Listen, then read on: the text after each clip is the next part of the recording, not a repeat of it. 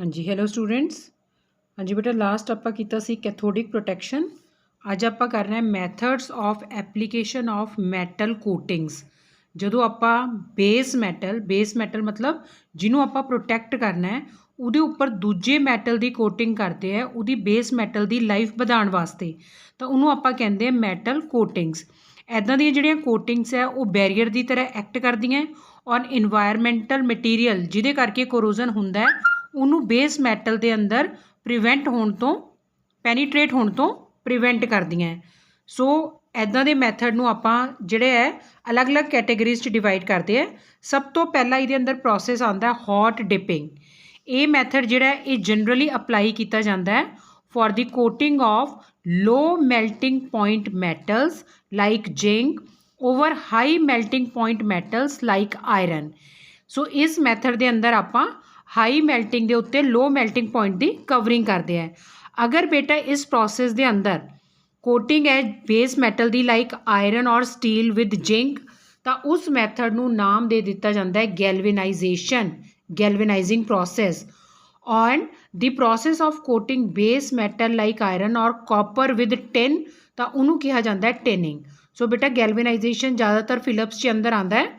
ਸੋ ਇਹ ਕਿਹਾ ਹੈ ਬੇਸ ਮੈਟਲ ਦੀ ਕੋਟਿੰਗ ਅਗਰ ਆਪਾਂ ਜ਼ਿੰਕ ਨਾਲ ਕਰਦੇ ਹੈ ਤਾਂ ਉਸ ਪ੍ਰੋਸੈਸ ਨੂੰ ਕਿਹਾ ਜਾਂਦਾ ਹੈ ਗੈਲਵੇਨਾਈਜੇਸ਼ਨ। ਸੈਕਿੰਡ ਆ ਗਿਆ ਬੇਟਾ ਇਲੈਕਟ੍ਰੋਪਲੇਟਿੰਗ। ਇਲੈਕਟ੍ਰੋ ਮਤਲਬ ਇਲੈਕਟ੍ਰੀਸਿਟੀ ਦੀ ਹੈਲਪ ਨਾਲ ਅਗਰ ਆਪਾਂ ਪਰਤ ਚੜਾਉਂਦੇ ਹੈ, ਪਰਤ ਕਿਸ ਚੀਜ਼ ਦੀ? ਸੁਪੀਰੀਅਰ ਮੈਟਲ ਦੀ ਓਵਰ ਦੀ ਇਨਫੀਰੀਅਰ ਮੈਟਲ। ਇਹ ਆਪਾਂ ਲਾਸਟ ਸਮੈਸਟਰ 'ਚ ਵੀ ਕੀਤਾ ਹੈ। ਤਾਂ ਉਸ ਪ੍ਰੋਸੈਸ ਨੂੰ ਕਿਹਾ ਜਾਂਦਾ ਹੈ ਇਲੈਕਟ੍ਰੋਪਲੇਟਿੰਗ।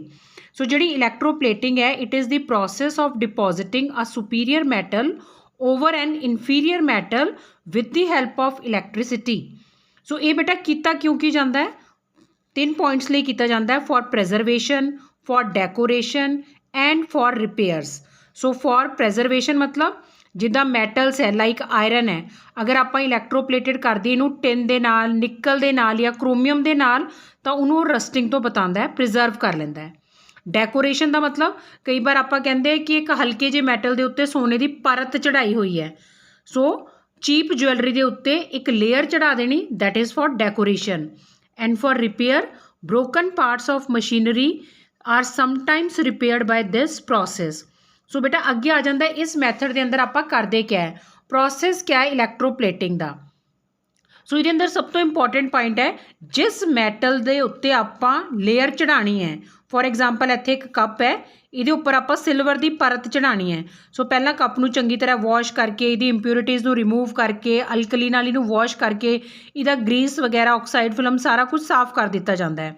ਫਿਰ ਜਿਹੜਾ ਕਲੀਨਡ ਆਰਟੀਕਲ ਹੈ ਜਿਹਦੇ ਉੱਤੇ ਆਪਾਂ ਪਰਤ ਚੜਾਉਣੀ ਹੈ ਉਹਨੂੰ ਕੈਥੋਡ ਬਣਾਇਆ ਜਾਂਦਾ ਹੈ, ਔਰ ਜਿਸ ਮੈਟਲ ਦੀ ਲੇਅਰ ਚੜਾਉਣੀ ਹੈ ਉਹਨੂੰ ਐਨੋਡ ਬਣਾਇਆ ਜਾਂਦਾ ਹੈ, ਔਰ ਦੋਨਾਂ ਨੂੰ ਫਿਰ ਇਲੈਕਟ੍ਰੋਲਾਈਟ ਦੇ ਅੰਦਰ ਡਿਪ ਕੀਤਾ ਜਾਂਦਾ ਹੈ। ਫੋਰ ਐਗਜ਼ਾਮਪਲ ਕੱਪ ਦੇ ਉੱਤੇ ਸਿਲਵਰ ਦੀ ਕੋਟਿੰਗ ਚੜਾਉਣੀ ਹੈ ਤਾਂ ਪਿਓਰ ਸਿਲਵਰ ਦਾ ਆਪਾਂ ਐਨੋਡ ਲੈ ਲਿਆ ਔਰ ਕੱਪ ਨੂੰ ਆਪਾਂ ਕੈਥੋਡ ਬਣਾ ਲਿਆ। ਸੋ ਬੇਟਾ ਜਿੱਦਾਂ ਹੀ ਆਪਾਂ ਬੈਟਰੀ ਔਨ ਕਰਦੇ ਹੈ ਤਾਂ ਰਿਐਕਸ਼ਨ ਹੁੰਦੀ ਹੈ, ਜਿਹੜਾ ਸਾਡਾ ਇਲੈਕਟ੍ਰੋਲਾਈਟ ਹੈ ਉਹ ਬੇਟਾ ਪੋਜ਼ਿਟਿਵ ਔਰ ਨੈਗੇਟਿਵ ਚੁੱਟ ਜਾਂਦਾ ਹੈ। ਔਰ ਫਿਰ ਕੈਥੋਡ ਦਾ ਮਤਲਬ ਕਿਆ ਹੁੰਦਾ ਹੈ? Gain of electron.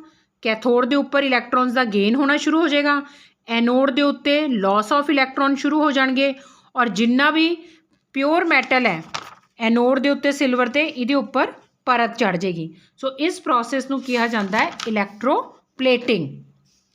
ਅਗਲਾ ਆ ਗਿਆ ਬੇਟਾ ਮੈਟਲ ਕਲੈਡਿੰਗ।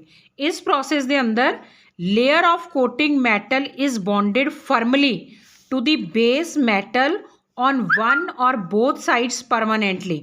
ਜਦੋਂ ਆਪਾਂ ਇਹਨਾਂ ਨੂੰ ਹੈਵੀ ਰੋਲਰਸ 'ਚੋਂ ਪਾਸ ਕਰਵਾਉਂਦੇ under heat and pressure.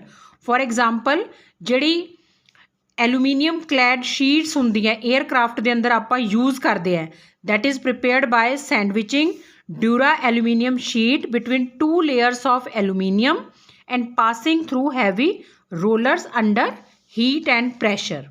Next ਬੇਟਾ ਮੈਥਡ ਆ ਗਿਆ ਮੈਟਲ ਸਪਰੇਇੰਗ। ਇਹਦੇ ਅੰਦਰ ਇੱਕ ਮਾਡਰਨ ਮੈਥਡ ਹੈ ਔਰ ਅੱਜ ਕੱਲ੍ਹ ਯੂਜ਼ ਕੀਤਾ ਜਾਂਦਾ ਹੈ ਕਿਉਂਕਿ ਸਪਰੇ ਕਰਨਾ ਬਹੁਤ ਹੀ ਜ਼ਿਆਦਾ ਈਜ਼ੀ ਹੁੰਦਾ ਹੈ ਔਰ ਇਹਦੇ ਨਾਲ ਇਰਰੈਗੂਲਰ ਸਰਫੇਸ ਦੇ ਉੱਤੇ ਵੀ ਕੋਟਿੰਗ ਹੋ ਜਾਂਦੀ ਹੈ। ਸੋ ਅਗਰ ਆਪਾਂ ਸਪਰੇ ਦੀ ਹੈਲਪ ਨਾਲ ਇੱਕ ਮੈਟਲ ਨੂੰ ਪ੍ਰੀਵੈਂਟ ਕਰ ਰਹੇ ਹਾਂ ਕਰੋਜ਼ਨ ਹੋਣ 'ਤੇ, ਤਾਂ ਉਹਨੂੰ ਆਪਾਂ ਕਹਿੰਦੇ ਮੈਟਲ ਸਪਰੇਇੰਗ। ਅਗਲਾ ਆ ਗਿਆ ਬੇਟਾ ਸੀਮੈਂਟੇਸ਼ਨ। ਸੀਮੈਂਟੇਸ਼ਨ ਬੇਸਿਕਲੀ ਇੱਕ ਡਿਫਿਊਜ਼ਨ ਪ੍ਰੋਸੈਸ ਹੈ। ਇਸ ਮੈਥਡ ਦੇ ਅੰਦਰ ਜਿਹੜਾ ਬੇਸ ਮੈਟਲ ਹੈ ਉਹਨੂੰ ਹੀਟ ਕੀਤਾ ਜਾਂਦਾ ਹੈ after packing it in powder of coating metal. ਪਹਿਲਾਂ ਕੋਟਿੰਗ ਮੈਟਲ ਦੇ ਅੰਦਰ ਉਹਨੂੰ ਪੈਕ ਕਰਕੇ ਫਿਰ ਹੀਟ ਕੀਤਾ ਜਾਂਦਾ ਹੈ। ਸੋ ਜਦੋਂ ਹੀਟ ਕੀਤਾ ਜਾਂਦਾ ਹੈ ਤਾਂ ਜਿਹੜਾ ਕੋਟਿੰਗ ਮੈਟਲ ਪਾਊਡਰ ਹੈ ਉਹ ਡਿਫਿਊਜ਼ ਹੋ ਜਾਂਦਾ ਹੈ ਮੈਟਲ ਦੇ ਅੰਦਰ। ਸੋ ਇਹਦੇ ਅੰਦਰ ਵੀ ਬੇਟਾ ਅਗਰ coating of zinc over base metal like iron ਤਾਂ ਉਹਨੂੰ ਕਿਹਾ ਜਾਂਦਾ ਹੈ sherardizing. Coating of chromium over base metal like iron chromizing, chromium ਤੇ chromizing. Coating of aluminium over base metal like iron calorizing. and coating of silicon over base metal by this method is known as siliconizing। ਸੋ ਇਹ ਬੇਟਾ ਕੁਝ method ਸੀਗੇ ਜਿੱਥੇ ਆਪਾਂ metal ਦੀ ਪਰਤ ਚੜਾ ਰਹੇ ਹੈ ਜਾਂ ਮੈਟਲ ਦੇ ਨਾਲ ਬੈਰੀਅਰ ਬਣਾ ਕੇ ਬੇਸ ਮੈਟਲ ਦਾ ਕੋਰੋਜ਼ਨ ਪ੍ਰੀਵੈਂਟ ਕਰ ਰਹੇ ਹੈ। ਨੈਕਸਟ ਹੁਣ ਆ ਗਿਆ ਬੇਟਾ ਸੈਕਰੀਫਿਸ਼ੀਅਲ ਐਨੋਡ ਪ੍ਰੋਟੈਕਸ਼ਨ।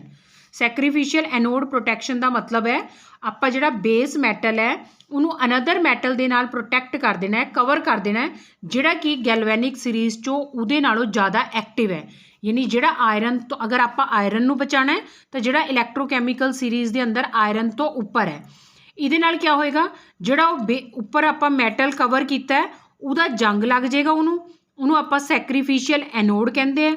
ਔਰ ਇਸ ਪ੍ਰੋਸੈਸ ਨੂੰ ਕਿਹਾ ਜਾਂਦਾ ਹੈ ਸੈਕਰੀਫਿਸ਼ੀਅਲ ਐਨੋਡ ਪ੍ਰੋਟੈਕਸ਼ਨ, ਕਿਉਂਕਿ ਜੰਗ ਹਮੇਸ਼ਾ ਐਨੋਡ ਨੂੰ ਲੱਗਦਾ ਹੈ। ਸੈਕਰੀਫਿਸ਼ੀਅਲ ਐਨੋਡ ਆਪਣੇ ਆਪ ਨੂੰ ਸੈਕਰੀਫਾਈਸ ਕਰ ਰਿਹਾ ਹੈ, ਇਸ ਕਰਕੇ ਇਹਦਾ ਨਾਮ ਹੈ ਐਨੋਡਿਕ ਸੈਕਰੀਫਿਸ਼ੀਅਲ ਪ੍ਰੋਟੈਕਸ਼ਨ। ਸੋ ਇਹ ਬੋਟਾ ਪੁਆਇੰਟ ਚੰਗੀ ਤਰ੍ਹਾਂ ਲਿਖ ਲਓ। ਨੈਕਸਟ ਇਹਦੇ ਟਾਈਪਸ ਆਪਾਂ ਨੈਕਸਟ ਲੈਕਚਰ 'ਚ ਕਰਾਂਗੇ। Thank you.